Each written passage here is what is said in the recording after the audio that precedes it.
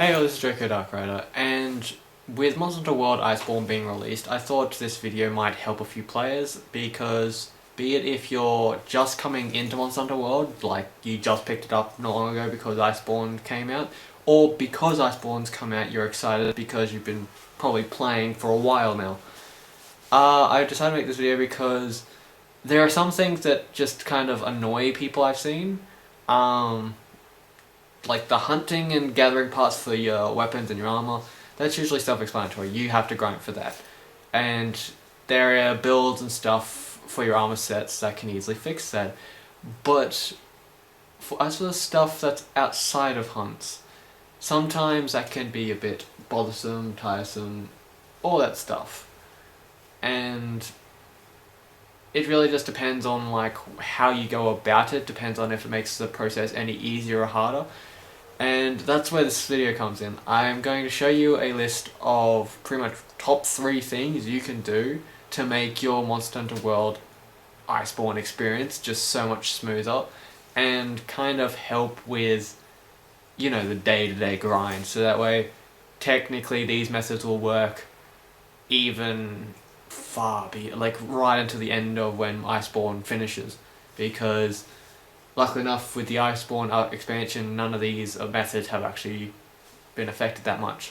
So here are my top 3 tips for helping your journey in Monster Hunter World Iceborne. Okay, so starting off with probably the most tedious out of all 3, but it's kind of self-explanatory, is if you want to make your life a whole lot easier, take some time and do all of the optional quests.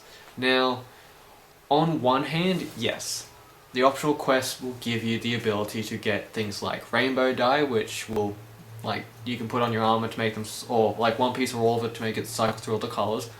And there are some things that you need to do through optional quests that you can't get anywhere else, like the 9-star quest that allows you to get the tickets for Lunastral weapons. Stuff like that.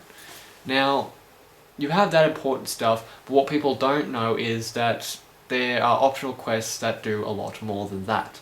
For instance, there are several optional quests which will unlock things for the botanist. The botanist will actually come in handy for something that happens with the, like, literally point number 1 on this list. We will get to that, but pretty much with the way the optional quests are, they usually can unlock things in the background that you're just going on your hunts. But these things are actually going to make your life a lot easier. For instance, there's optional quests to unlock more options in the cafeteria that allow you to have better chances of getting like full-scale fresh food for when you go for hunts. There is some hunts that increase stuff in the botanist area where I think you only start with like 1 slot, thanks to there are some optional quests which will first put it to 2 and then put it to 3, and there for with the rest of it, like the fertilizers and the plants you can grow, those will be unlocked through that as well. So like there are some quests which will actually unlock you the ability to have better fertilizers.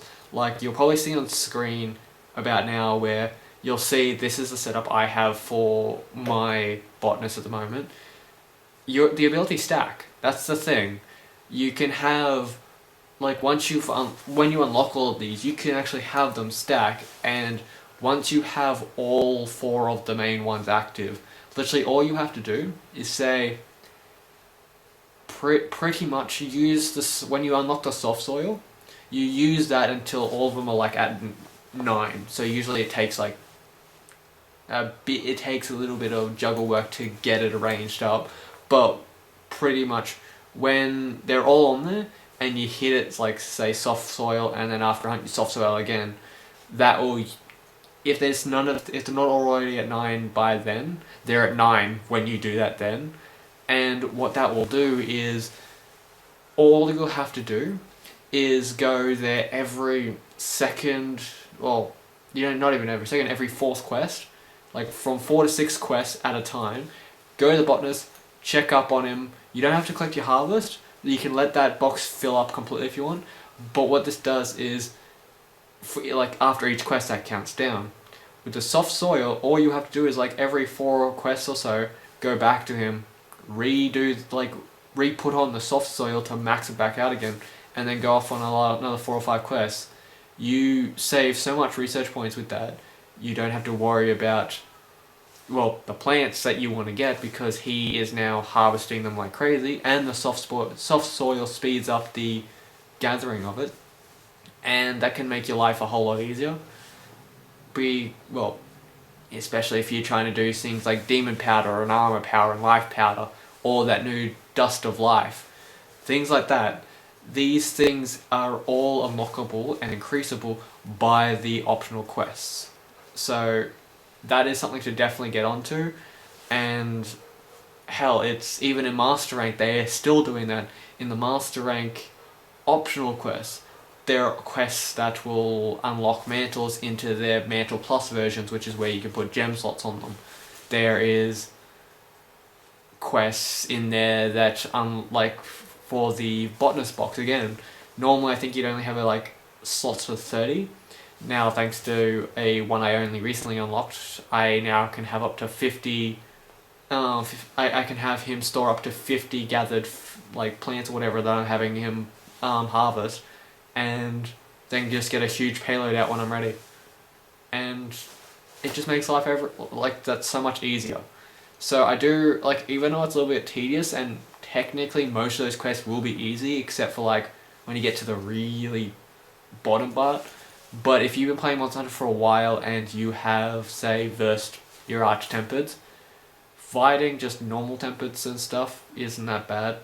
And besides that, technically one of the major milestones of the game is an optional quest, which is that when you reach Hunter Rank 100, the 9-star optional quest to fight the 3 Tempered Elders in the Elder's Recess unlocks. And that's one of the key milestone missions to do in the game. So, it's worth doing. But that is number 3. Moving on to number 2. Okay, so for number 2 on my list, this is probably this is a little bit of a grind, but for those that, like, of course you have hunts, and of course there are now better hunts to do, so I might see, like, I'm waiting till I get to Savage Devil Joe to see how prosperous his money is, but if you want the quickest way to get a shit ton of money, where the mission actually is pretty easy, go hunt a bunch of normal Devil Joes. Now, some people say Devil Joe is hard, I guess. There should be a video in the, like, somewhere here, but if there's not, just look in the description, there will be a video of me actually showing this. But literally you can go hunt normal Devil Joes and, like, say, I don't know, do 6 normal Devil Joe missions or 5. And I'm not talking about Tempered, I'm not talking about anything like ridiculous strong, I'm talking about a normal Hunter Rank 13 Devil Joe. That's all you need. Make sure it's an investigation. Or, yeah, I guess an optional quest if you want to. Reason being is because all of his pieces sell for a mint, and he's able to be trapped. So you can capture him, and you're able to kill him. So, for those that want to use, like, I have a method for research points, but if you want to use this as a way to get more research points as well, you can trap him. Or during the fight when you're killing him, you can put traps down to keep him in place for long enough to just wail on him, and it makes the fight so much easier. Because if that's what if you're like, yeah, he is a tank for those people that actually are scared and worried of him. But most people that, after you fight him a while and you learn his patterns, he's not that difficult. Like, you can solo him if you know what you're doing.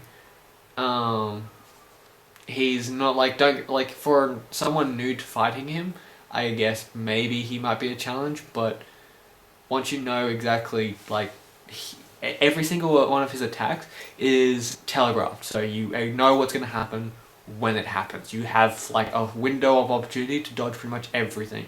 The only time you might not is when he's knocked you down and he's about to do the Chim Slam. But even then, if you get up fast enough, just roll between his legs and you're just good. Most of his literally biggest windows of opportunity to escape his attacks is through his legs, which is ironic. But like every single part of a Devil Joe sells for an absolute mint. There are parts of him that I think the scales sell for 1,600 each. I think his scalp sells for 3,200. I think his gem sells for like 6 grand or something like that. I have a video showing it. It's been a while since I've actually hunted Devil Joe because I have so much money that I don't really need to do it much anymore. But literally, if you do this method for a little bit, you will never run out of money, especially if you are going on other hunts against other monsters. Because, like, you could go on about 5 or 6 Devil Joe hunts and walk away with close to, I don't know, 6 mil. Usually. Or at the bare minimum. Usually, like, depending on what you got, I guess, minimum, like, 1 million, maybe 2 million. And that's just from a few normal Devil Joes. And the reason why, like, don't get me wrong, Elder Dragons, yeah, some of them have pieces of them that sell better, but this is a way just to easily destroy something and not worry about dying to it too much, because you can capture it, you can kill it, you can trap it to deal damage, or again capture it. It's like, there's easy ways to deal with Devil Joe, and he's not really that difficult, to be honest. He doesn't have many attacks that just hit you out of nowhere. So if you want to get like a shit ton of money, and that way you can get like a lot of resources from the shop and sort of that, just get a few Devil Joe investigations, bookmark them, go on a few Devil Joe hunts with your mates or with random people, slaughter the damn thing, and hell, if you want a bit extra cash, use your tickets. That double the prize money that you get at the end, because not only will you get money from the Devil Joe hunt itself, and some investigations do have a shit ton of money, but then yeah, that adds on to it. So that's just my advice if you want to make a bit of money. So then moving on so research points. Everyone hates to grind them, I know. Like, everyone has their little methods of how to figure it out, but so far I'm still using this method today. Like, again, I'll put the thumbnail for it, or it's a video of around here, and down below I will put it in the description of the exact video. But if you want an easy way to gather research points, I suggest using my method of the Beetleman outfit. Now, for the females, I realized that, like, the wiki technically makes it a bit difficult. It says it's the Beetle outfit, but then it says it actually changes and says see this article, because I'm guessing at some point Capcom never fixed it up on the website. Beetleman is for the males, the craftable butterfly outfit is for the females. Like, you'll find this, it should be like, I don't know, early on in the list near the Jagras area, but I have a video showing exactly where the Beetleman outfit is, and it'll be in the exact same spot on the armor list for the females. But pretty much all you need is the Beetleman outfit, 3 geology jewels on said outfit, and after that you just need to wait till there's a barrel deposit outbreak on the Elder's Recess. That's it. Like, I go into if you go watch the video, I go into detail about how it actually works and everything that works. But pretty much with the gems I put into my Beetleman outfit, and using the Beetleman outfit itself in that particular at that particular time during the Elder's Recess, you walk away with taking 3 hours off your grinding time. And that's not even a joke. I do this method even today. It's that easy, because when you go to gather research points from like places in, I don't know, the Wildfire Waste or whatever, you always have those special things that like are nothing but rare gathering points. Now, in the Elder's Recess, there are these ones called blue barrels. They're all over the place. Then you can't miss them. Now, normally you can only collect them up to 3 times. That's it. and you have a random chance of which, like, I believe there's 3 or 4 types of barrels you can get from that. Now, the reason why this method is so good is because, one, for the barrel deposits, like if you go to the Elder's Recess when a barrel deposit is, like where it says barrel deposits are flourishing, it means that there's going to be more of them, but it also means that there's going to be the special one. Now, I do show in the video my method, and you even will get to see it. The special one is actually a special barrel deposit, like just slightly off a cliff, and what happens is you can literally, that's the only one on the map that you're going to only be able to gather 3 times, but each of 3 gatherings is 210 research points each. So that's automatically amazing. But what pretty much the set I have and the benefit allows, that instead of collecting each of the barrel deposits 3 times, you're actually declaring it 5 times. So every time you go to a barrel deposit, you're actually able to gather 5 barrels from that only one deposit, and you're able to do that for everything. And when it respawns, you're able to get another 5. And what makes it even better is the fact that one of the abilities on the Beetleman outfit, and you want the alpha version, but one of the abilities on the outfit is called Foragers Luck. What that means is if whatever you're gathering has a higher rarity version, so like of course the barrel deposits have 3 versions of rarity, you actually have a chance to gather the highest rarity easier, 50% easier to be exact. So I believe the highest one is like 260 or something like that. You could be gathering 5 times, and in those 5 times you could even see that 261 show up 3 to 5 times in the same barrel deposit. And that's, like, I've showed this in the video, that literally you could be doing it for like, normally when you go to gather research points, I'm guessing that like you spend half an hour and you've got like, I don't know, maybe 1,000, maybe 2,000 research points. With this method, I can safely say that I walk away with well over, I don't know, 6 times that. That's not even a joke. Again, I'll go to the video if you want to check it out, but like, people could have had better methods. I've just found that when it comes to time saving and productive use, even in Iceborne, this works. And the only thing is, the only thing I haven't tested this on was, like, 'cause I made the video before Iceborne came out, I haven't even tested it on the whole Frost Reach yet, because they have the frozen plant thing that allow you to get the rare research points from it. I haven't even tried to see how the Beetleman outfit works when the frozen plant things on that are flourishing, because who knows, maybe it's even more ridiculous on that map. But I just found that this method always works, and to be honest, it works so well 100% of the time that right now on my game, I am never going to run out of research points or money again, thanks to my methods, like my tip 2 and this tip. Because, like, I'm always sitting at like 3 million something. I never fall below 3 million anymore, thanks to the Devil Joe method when it comes to cash. And when it comes to research points, I think I'm sitting at like 100,000, because like the Beetleman outfit works that well.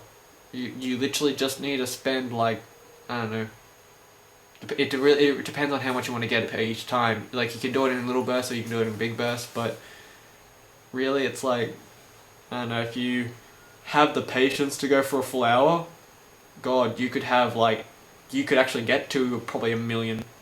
Like, that's not even a joke. If you're actually that determined, you could probably get to 1 million research points easy. Like, normally I wouldn't try to boast about like an idea being that plausible, but with how successful the method has been, I say go. Like, if you want to try it, feel free.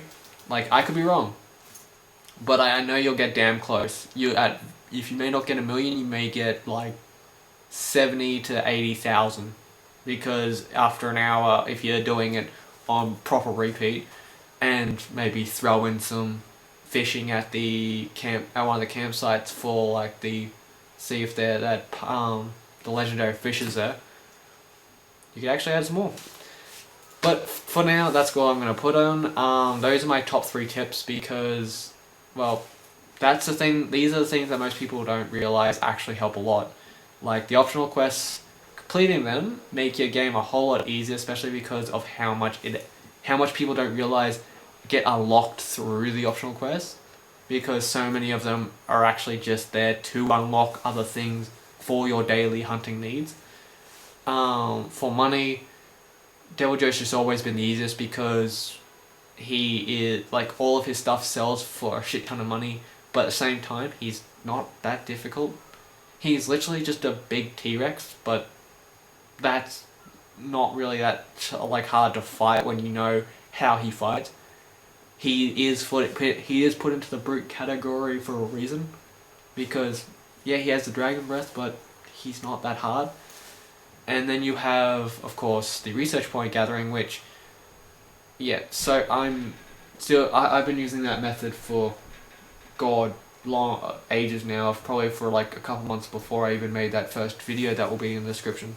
So, yeah, so like if I didn't put the thumbnails here at all during this video, I will say, like, probably go to the description of this video because that's where both of them will be.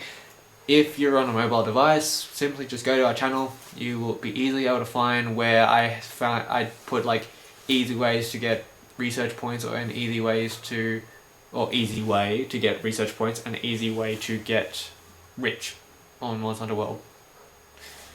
But anyway, hope you enjoyed the video so far. William and I will definitely, as starting of next week, will be doing the Monster Hunter World Iceborne co-op.